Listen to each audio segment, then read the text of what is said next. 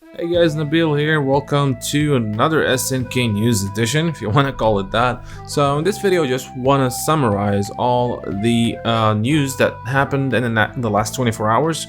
They're not major things, but quite interesting. Some of them are, at least.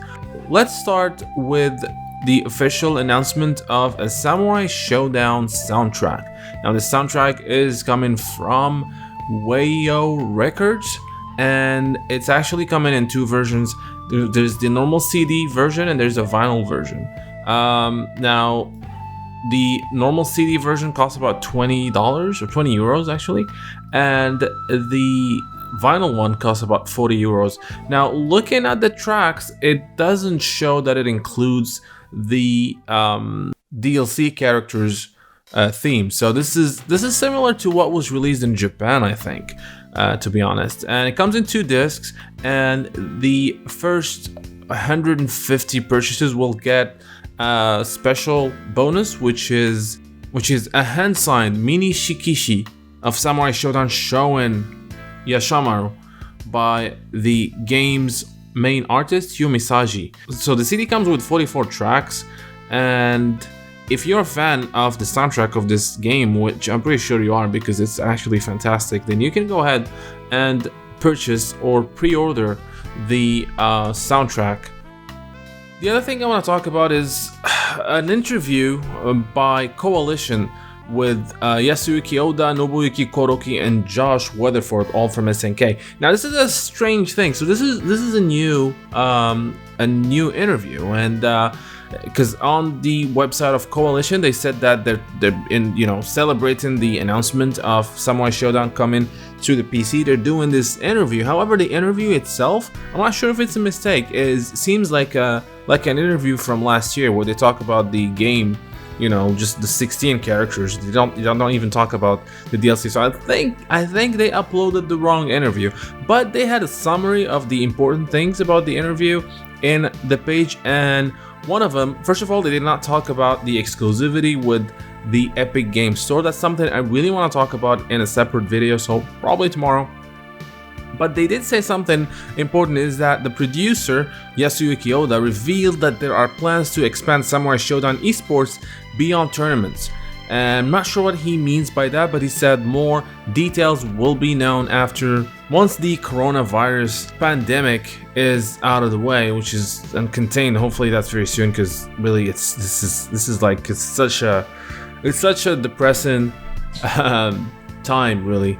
Anyway, moving on to something else. So the King of Fighters, a new beginning manga, the 5th volume is about to be released in Japan, and we have our first look at the cover, and it looks fantastic. This is if you're buying the Japanese chapters, you'll know that this is a fight between K-Team and the South America team. It's a pretty awesome manga. The first volume was released in English finally a few weeks ago, which you definitely should check out. I did a review of it, which you can find in my channel or in the link in the description below. Now, the last thing I want to talk about is something very interesting. Polygon did this piece about netcode.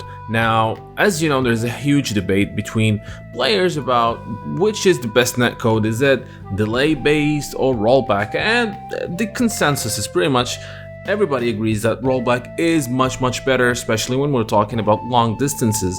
But they made in this article, they talk about how in Japan most companies use delay-based netcode. Like Capcom was doing that, SNK obviously is doing that, and it's just not working for people outside of Japan. And they actually had it's a really cool article that you guys should check out. But they basically said that a lot of games have prematurely died because of how bad the netcode is. And they gave examples, and one of these examples was the King of Fighters 14, which actually aches my heart.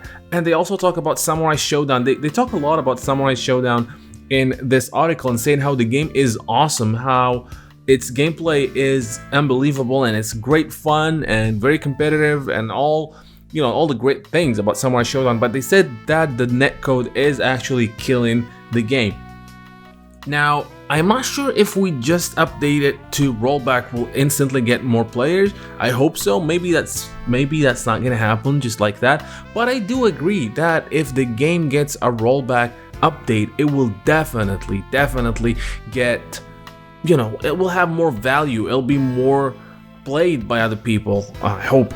The other thing they talked about is how Japanese companies have started to move towards rollback, and they did talk about Capcom, who did a major update to their netcode for Street Fighter V just a few days ago, and Arc System Works for their upcoming Guilty Gear Strive, which will have rollback netcode. And before that, all Guilty Gear games use the delay-based netcode, but they did say that SNK, and that actually hurt me. It didn't hurt me, but I kind of felt bad that at the end they said, well, it seems that everybody heard about this except SNK, which are not even, you know. Let me tell you exactly what they said.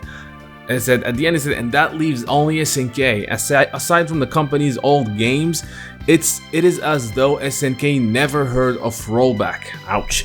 And its delay-based netcode has always been among the worst in fighting games. The developer announced last year at EVO that it was working on King of Fighters 15, and the King of Fighters 14 was an excellent game that was never able to grow a significant competitive scene here in the States, in large part due to its terrible online experience. I can agree with that, unfortunately.